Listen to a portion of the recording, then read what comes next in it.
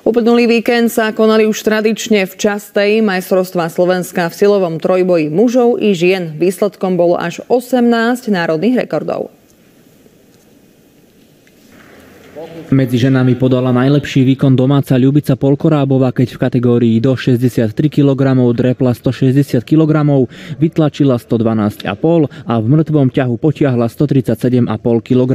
Okrem zisku majstrovského titulu zvíťazila zároveň aj v hodnotení medzi všetkými ženami bez rozdielu hmotnosti na IPF body. Medzi mužmi sa darilo najviac tiež domácemu borcovi. V drepe 320 kg, v tlaku na lavičke 225 a v mŕtvom ťahu 300 kg.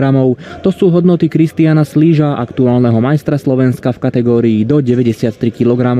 Bol tiež najlepším v hodnotení spomedzi všetkých pretekárov bez rozdielu hmotnosti na IPF body.